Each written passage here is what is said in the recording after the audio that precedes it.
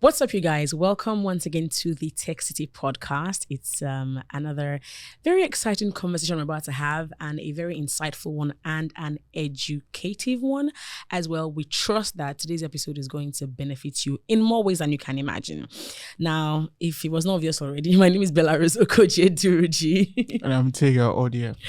Today on the podcast, we'll be taking a look at cybersecurity. Yes, it's a term that has been, I guess, loosely used for a bit. Everyone is talking about cybersecurity, but then I guess beyond passwords, not many people know what else cybersecurity entails, right? But today we're going to be breaking down all the walls and educating you on what you need to know as an individual, as a company, as an institution, on what you need to do to be more cybersecurity aware. Okay, our guest on the podcast today is Dr. Fred Adesokeji Akintunwa, FISMN, MNCS, MCPN, MITSSP, MSSTN. He's a seasoned ICT and managed services executive with experience in solutions development, system management, banking, project and program management, spanning over 20 years. Wow. How old are you?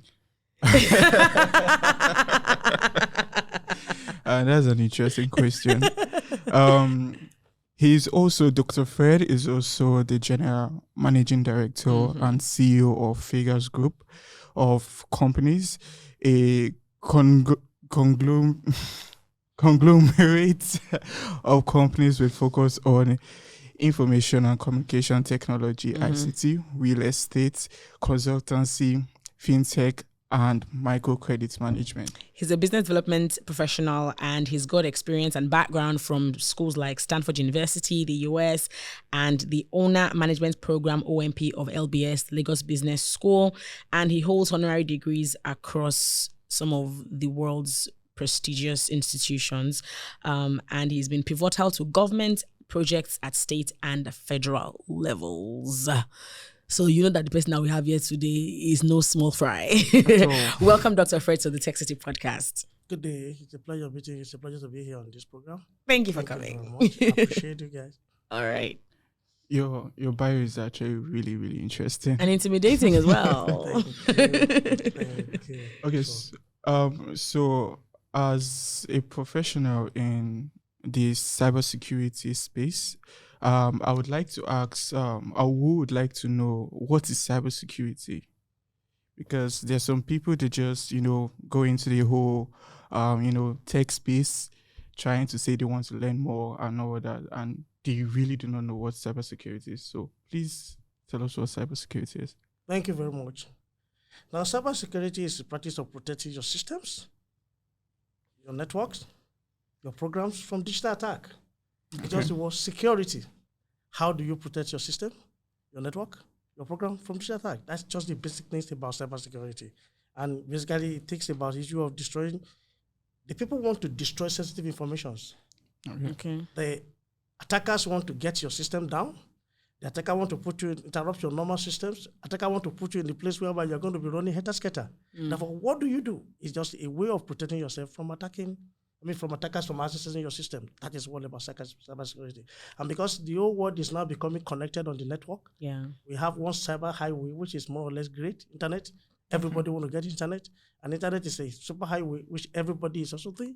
Therefore, the attackers who are on that super highway, how do you protect yourself from the super highway from being attacked by the enemy? That is what cybersecurity is all about in the layman language. So does it differ from industry to industry? Because I think that for somebody who is, let's say, for instance, a startup owner, right? Maybe I have a fintech application, for instance, right? Somebody who is in that space will think that, cybersecurity for me means that information about anyone who is getting on my application needs to be secure. It means that if anybody is going to pay money through my gateway, right, it is safe such that their card information is not going to be, at risk. But maybe somebody who is maybe a businesswoman, for instance, that just has an Instagram handle that she's using to sell her business. Her own is just they should not hack my Instagram so that so I mean, is cybersecurity the same for just anyone who is on the internet, or does it differ from industry to industry? Yeah, there's a difference between cybersecurity and information security. Okay. Cybersecurity, as I've said, is just how to protect your information, your system, your network from attack. Now, information security is how to keep the integrity of your data. Okay. Now, for so many people, it's about their own data security that they are after. Some people just integrity. They don't want their data to be compromised. They don't want their information to be taken away by a stranger.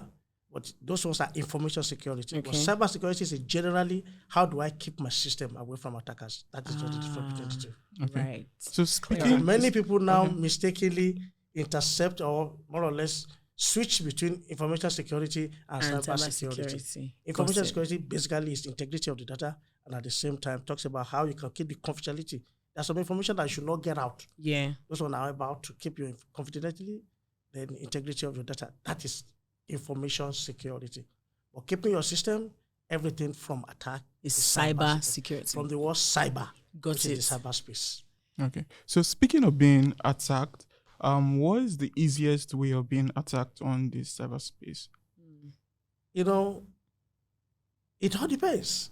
Okay. Now, when you talk about the easiest way people get attacked, it depends on how exposed you are to the system. Okay. When people get hold of your Wi-Fi, get hold of your network, and from your network, they want to enter into your system and corrupt all your data. Basically, for individuals, open their password. When you open your password to anybody to get in, that gets a major problem. A company, if they log on to your Wi-Fi or they log on to your system, with one system, the attacker can get in all your systems in your company. Because all of them are linked up together on the same platform. If they can have access to one system, from that system, they can get into any other system within the system. And we find out the attacker can use one system to get through the whole world. If they get one system and they can be able to get a Trojan into your system, and the Trojan keep manifesting himself to all the other systems, the system will be down. Therefore, one of the easiest ways people can do that through your password, getting through your network, which is key, then issue of your network, which is more or less the basic thing for the organization. But for us that are individual, easy things that you have access to, if they have access to your password, they have access to your life. In fact, I keep saying, I say, data is life. Therefore, if somebody have access to your data, they have access to your life. So at the individual level, people should be more conscious of their passwords. At the industrial level, at the company level, which is the cyber level, right? What do they need to be conscious of in order to not allow their systems get attacked? When you look at the whole system, key things in the cyber security world, in the cyber world, the network is so key. With network, you have access to everything that is happening in the whole system. If I have access to your system, I can corrupt your data. If your data is corrupted, it affects almost all the whole systems. Therefore, in an organization, some companies, it all depends on how your organization is. Okay. Some are under IoT, which is Internet of a Thing. Yeah. And that is what they use for their own system. If they have open door to get into that and they corrupt their system, that becomes a major problem. Some they deal with data. They are not really after just the data. If they get involved with the data and they could take, for example, now bank deal more with data. Yeah. And you know, in bank, if they can get access to your information and change your balance, you just discover you have a zero balance. That becomes a major problem. Therefore, on their own level, it is the information that is so key there. Now, you talk about the people that are into Wi-Fi, the people that are service providers, their own is basically how can they keep their network from being attacked by the enemy. If anybody can have access to their own network and they change the DNS and you find that everything is down, that becomes a major problem. Therefore, it all depends from one organization to another. Okay.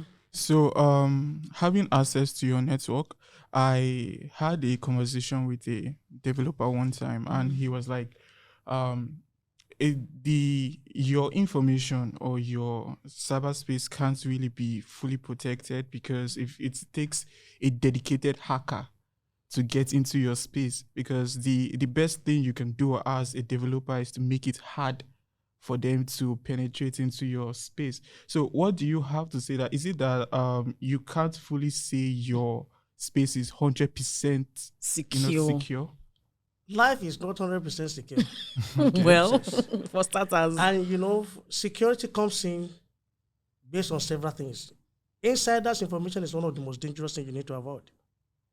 You find out you work in an organization and you are developers and the people within you have access to your information and they expose the information to the public. It becomes a major problem. How can you secure it? In fact, one of the best ways to secure yourself from being attacked is total privacy. Don't get online.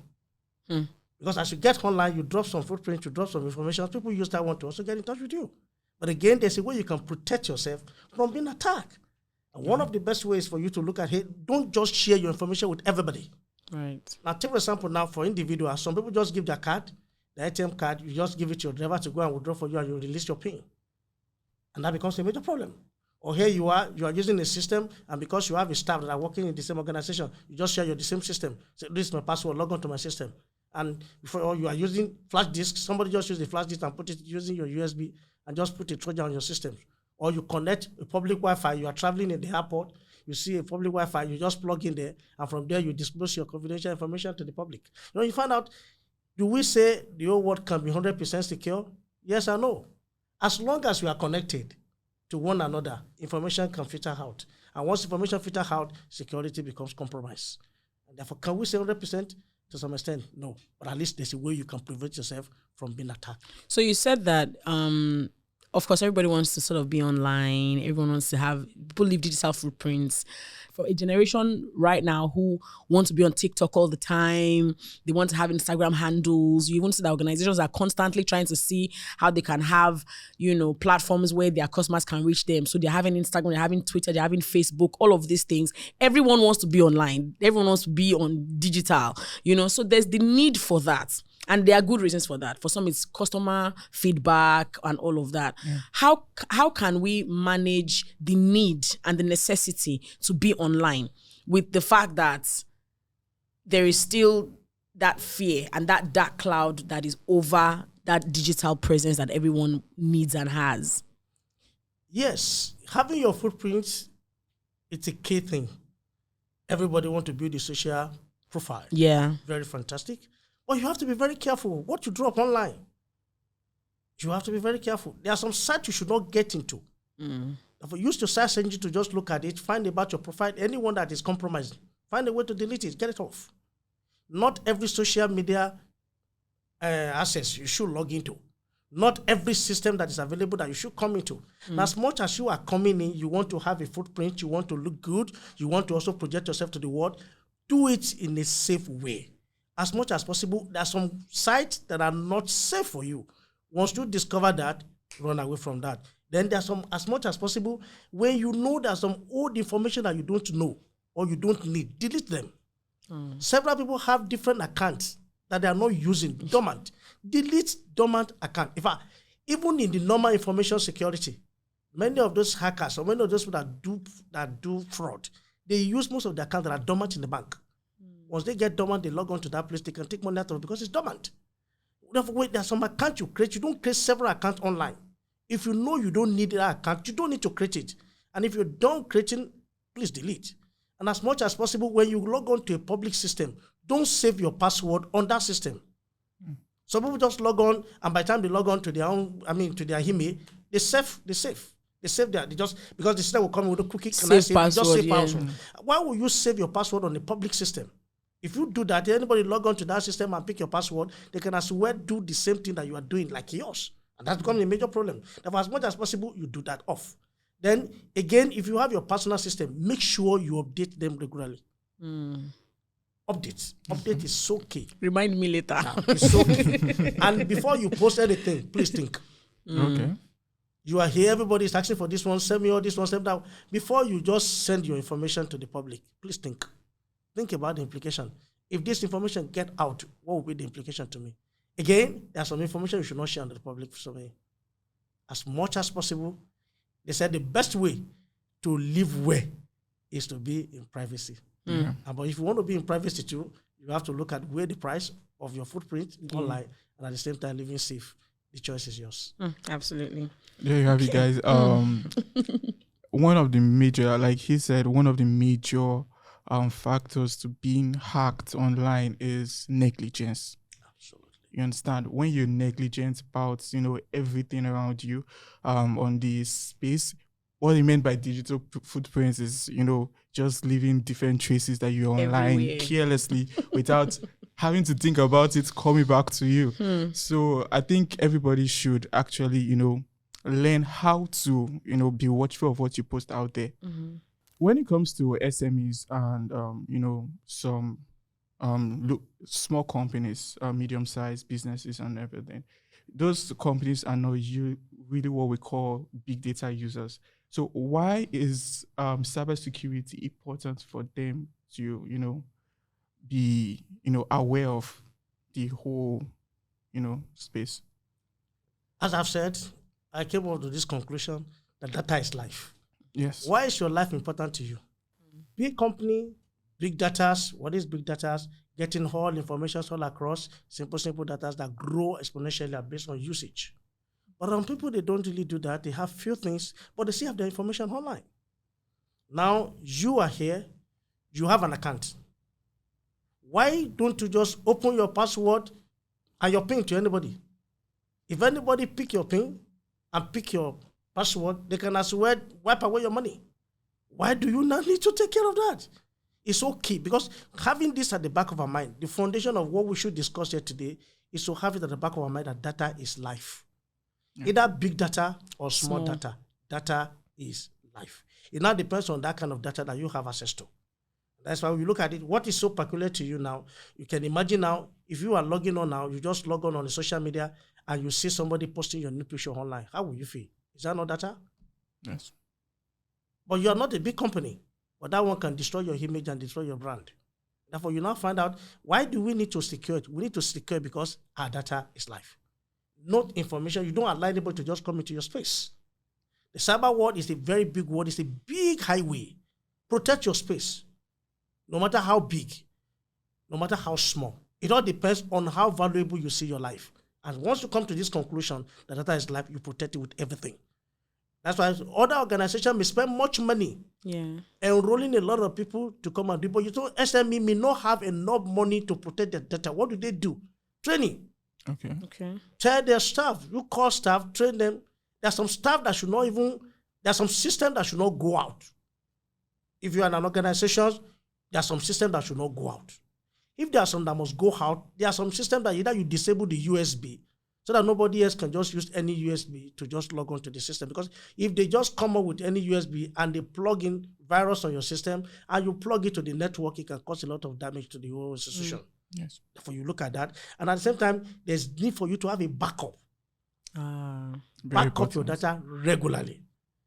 Because you can imagine you want to get to a place of presentation and on logging on, you find that there's nothing on your system. Or maybe ACA post what they call DOC, denial of service, to your system. You want to just log onto your system and you can't see it any longer.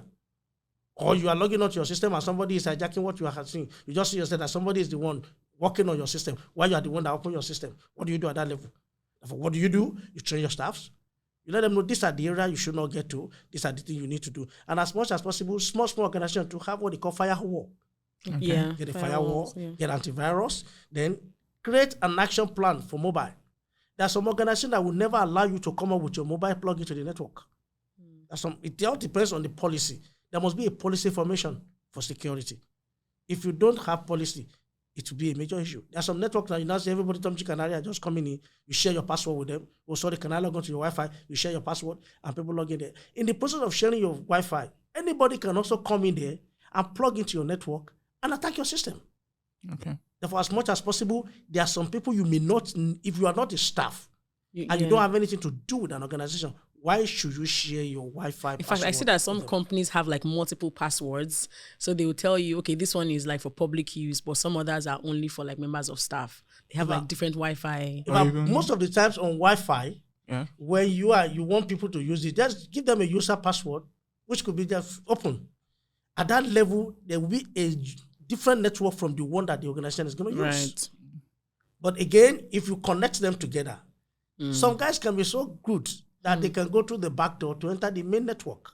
But the best thing, once you come to an organization, if you don't have anything to do with the organization, if an outsider is coming in, if they don't have anything to do with your organization, don't give them access to your network. That's the best thing, and that's the best way to handle that. Again, control physical access. Right. If you are coming into an organization, what do you want to do? Have a reception for them. That's enough for them. But if anybody gets into your systems and you open your system, and in the process of running your system, somebody walk up to your table and they could see something from your system. They could pick it up. In fact, there are some organizations, once some people, you open your system, somebody can come with USB and you will not know. They just plug in copy data from your systems, and that becomes a major issue. Like we see in an American film. I mean, Get a secure network as much as possible. And again, for people that use payment card, have what will I call it best practice. As much as possible, people that want to drop information, now the CBN is coming in with the rule now, you can't store data of anybody on your system. You have to get all those ones into the. And at the same time, even staff, there are some employees who should limit data and information that you dispose to the public. Many people now just come in here, this is our Wi-Fi password, this is what we're doing now. No, there are some things you need to just restrict. So I want to ask, right, before we go on to a few other questions that we have, as somebody who has been involved in government projects at state and at federal level, there is a perception that people have of the Nigerian government with regards to how they handle data, right? So whether it's from stuff like your BVN to NIN, right? And then it was like, oh, you must do these things. Do you think that the Nigerian government is one, maybe not 100%, but how cybersecurity aware is the government? You see, I had a meeting with the director of NIMC, and I raised one of these major issues. Why do we have silos of information all over the place? Yeah. You want to register for license, they will ask for your information. Yes, everywhere, you want bank. to go for your passport, for your information. Yes. Now BVN and all those things like that. Why do you want to do that? Why don't you create one major space where, and that is what presently today now, the Ministry of Information are just doing that. They're trying to say how they can collate everything together so that with one access, you can have access to information. Like presently now in our organization now, we are building a system. On that system, you don't need to drop your information for us any longer. What we just need from you is your BVN. With your BVN, we can look up. Or with your NIM number, we can pull your information from the database. Now, for Nigerian, when we started by just gathering information. People don't even know. But now they're stabilizing the information. That's why everything is now coming together under one platform. All the ministry are coming together now under the same government. And with things very soon, we're going to get to that level. We shouldn't compare ourselves with America. Not yet, at least. Okay, so I wanted to ask, sorry, Tega, are there instances of when, but before then, we've talked about the government. I think another institution that I'm personally curious about is churches, right? Because I feel like churches handle big data. They may not know, but you have churches that are recording hundreds and thousands of members every Sunday. Those members are maybe giving offering, tithes, all of those things. And sometimes it feels like churches don't know how much information they have that's either not being harnessed or even being documented at all. Why do you think that is? Or am I You are not, wrong? Pre-COVID-19, many of us don't even know most of all those things. Yeah. Before COVID-19, hardly do people, if you are coming to church and you come with your phone, people will say you are distracting. Don't use your phone in church. Yeah. You should have your Bible. You should not put your Bible on phone. If you want to do deliverance, will you punch your Bible or will you punch your phone to the devil? That's a lot of times. That became a major issue. But after COVID, during COVID to after COVID now, people will have to say like this, go online like this. It now becomes you have to, it's now join prayer service online. Yes, it's now new normal. You have to pray all VG online, naming ceremony online. If I have done wedding online, everything is now coming online. And now people are now saying, look, if you want to even give your offering, give it online. Yeah. Now, but you see, we are getting to that level. We were not aware of all the information. Churches were not aware of all this information. But now churches are getting aware that we have data that are very valuable. With members' data, you can even do a lot. You can predict, you can budget, you can even plan. If people are bringing in tithe, for anybody to bring 10% of their tithe, and you know how much they're bringing in, then you can be able to predict this is how much this person is making every month. And from there, you can look at it. Who are the people you want to put in the committee that want to manage this church? All those ones, these are what they call data analysis, which is why you're getting to that level. You'll not be able to look at, this is what is happening. Okay, if any church want to have an operation, a group of church, this person has had this one will have this one. I mean, with information, churches are really managing that. They are coming to that level. Before now, they were not aware of what they have. But now, they now see that as an asset. Yeah. An asset where they can be able to get things done. Before, hardly do they send information to anybody via their SMS. But today now, not only SMS, WhatsApp safe. They even get in touch with you and they'll be able to get more detail. Therefore, churches are getting there. As I've said, we were not aware of this pre-COVID. That was some years ago. But now, everybody is becoming more sensitive and they're thinking about what they can do with data now. Is there anything they should be aware of as they get more cyber conscious It's and so data key conscious? that churches need to be aware of cybersecurity. Very, very important. You gotta make people's data. You get your online offering. As much as possible, it is high time we also need to look at how do we prevent hackers from getting to our system. If an hacker can get into the systems, that could be a major issue. But thank God today now, the connectivity of the church's platform to bank system is helping. Yeah. For as much as possible, there's a direct payment to the bank. That lodgement comes in. Therefore, the leverage on the bank security platform. But for their own data in-house, there's need for them to have in-house protection of data. That comes in data security, not just cyber security now. Because if you are in there and you see a member or somebody that is working in the church have access to some information of members, they can also use that information to also attack them. Because there's some that are coming into church, not all that smile at you as your friends. Yeah. Some may want to use the information to do havoc. As much as possible, the church should get to know not everybody should have access to all those informations. Some churches now that are coming now, whereby ordinary parishes will have to remit to the area. The area will remit to the province. Therefore, information will not be open to other parishes, only to the areas and the province. Therefore, at that level, you know which branch is coming in higher, which one is not coming in higher. Therefore, those information are secure within the branch and the headquarters. Therefore, with that level, it's helping matter. But as much as possible, under data security and information security, the churches should come up with highest value system security to prevent hackers from getting to their system. Thank you. Okay, so earlier on you made mention of firewalls, building firewalls for your system to protect against hackers. Now, we talked about SMEs, the need for them to actually be conscious about cybersecurity and all. So when they hear the word firewall, they're like, money. Yeah. Do I have money for this? Businesses, small businesses that have applications that are yet to, generate much revenue. So is it something they need to hire a consultant for, or they can actually, build by themselves? There are people that learn, say, okay, they want to go and learn on YouTube. Yeah. They're tech savvy through YouTube and all. So what do you have to say to them? It depends on the information you have. Okay. Depends on the system that you have. An organization that just 2 or 3, you don't need much. If you want to build your site and you want people to use your website, maybe let me cite an example on our website for payment. As much as possible, we will advise you get SSL, secure socket layer. Yeah. Therefore, when you are building your website, make sure it's secured. What do? You pay for it online. Some organizations are there already. Yours is just to pay. As you are paying for your hosting, you also pay for SSL. That will secure that site for you. That's okay. But if you're going to be building a network in-house and you want people to get into your system from outside, there is need for you to have a firewall. Now, what do? You may have an expert within that can do that for you.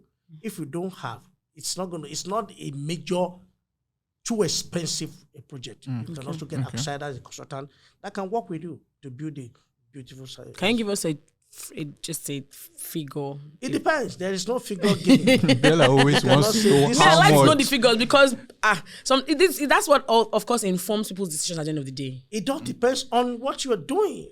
If you want to have a server, in-house server, and you want to build your system in-house here, it all depends on how the socket you want to open, how many people you want them to come in, what do you want them to do? That will determine the kind of firewall you want to do.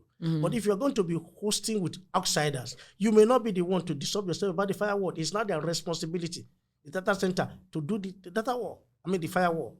If you are hosting, you're having your data with a data center, you don't need to bother about the firewall. It is the responsibility of data center to talk about the firewall. But if you want to do your own hosting in-house and you want to do everything by yourself in-house, you're not going to talk about firewall, talk about the system, talk about power, talk about even physical security. And all those ones are like. That's why we can say this is the figure.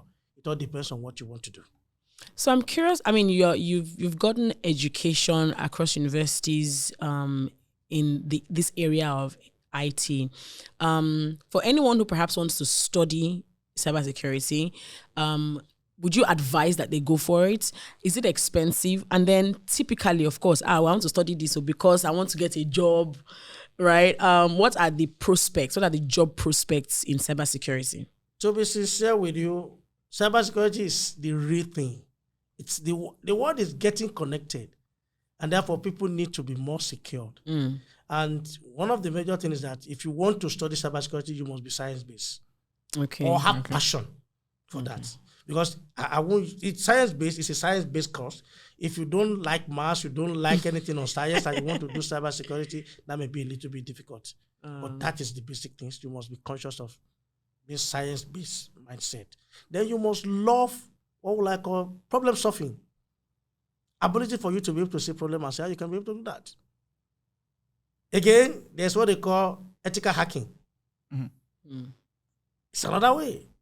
Then you now come into a level on this cybersecurity. What can you do? What prospect do we have? We have several prospects there.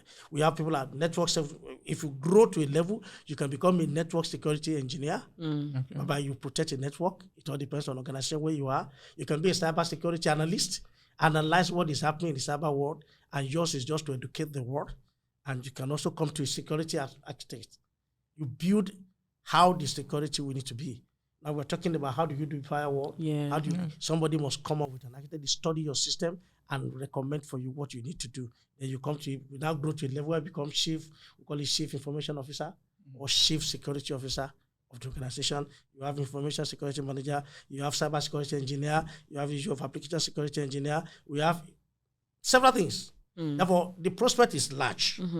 It all depends. In fact, now you grow to a level, some are even cloud security engineer. Their own is just to stay on the cloud and see how can they be able to configure systems so that they can be able to present it. I mean, hackers from getting in. But again, if you want to do that, before you can also talk about, normally if you want to be a security man in the physical world, you must understand something about security. And therefore also, when you come online, if you want to be a cyber security engineer, you must understand some things about how they can breach security.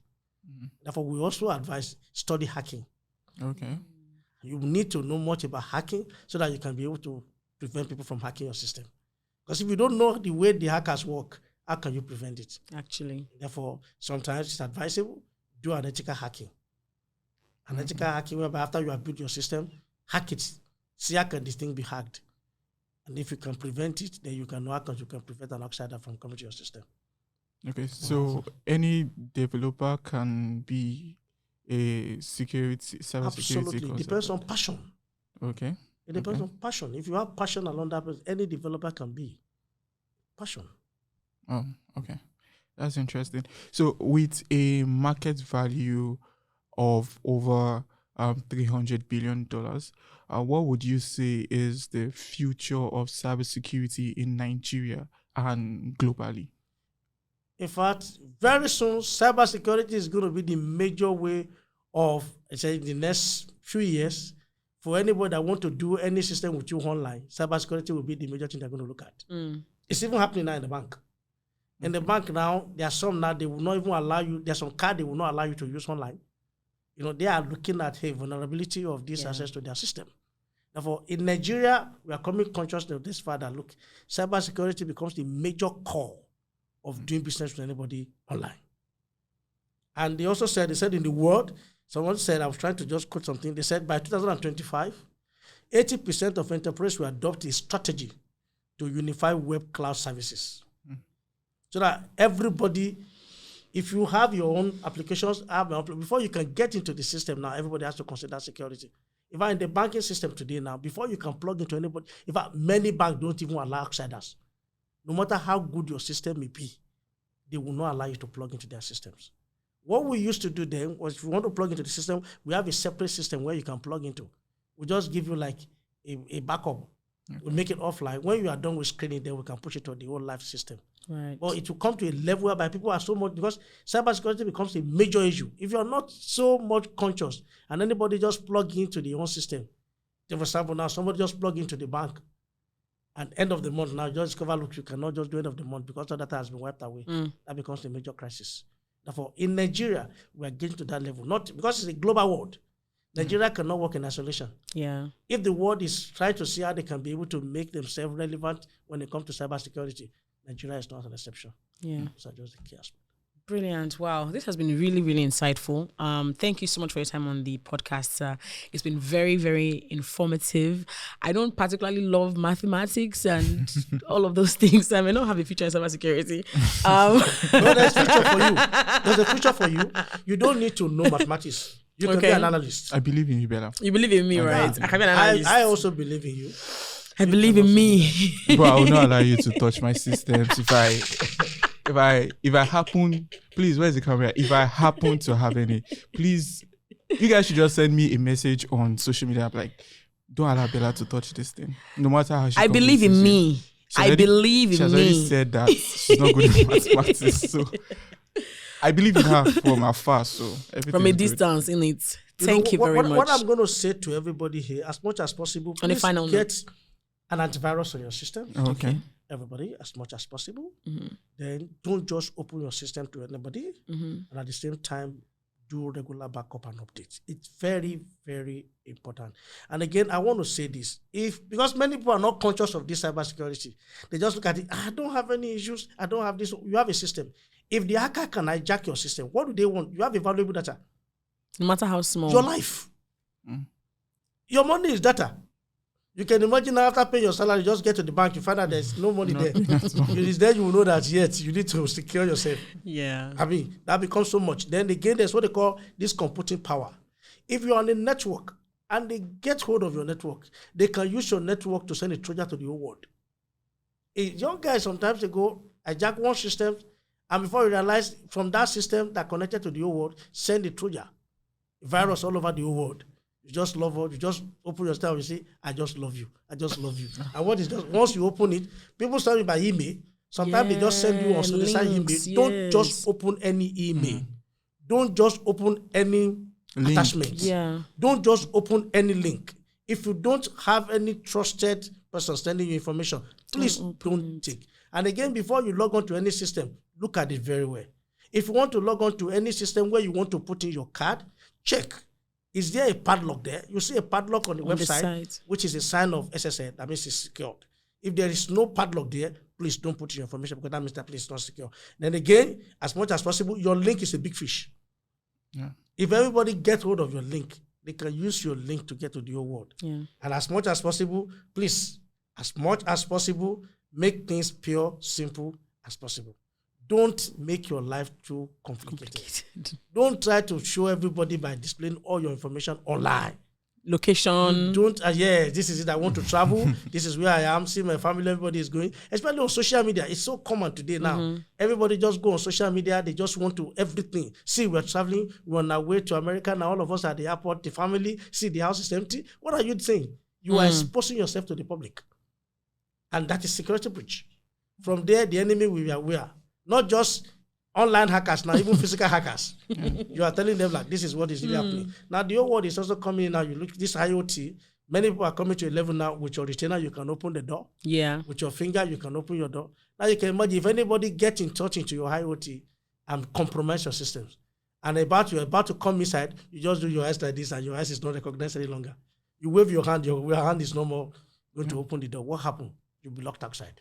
Yeah. And what if there are some people inside your house doing havoc and you can't get in? What happened? That becomes the major problem. Yeah, God because forbid the world is coming to that level where Yikes. everybody is getting connected together. Yeah. We are no more just going to be manual, we are becoming digital. In fact, commonly now, most of these issues are coming out in Nigeria precisely now.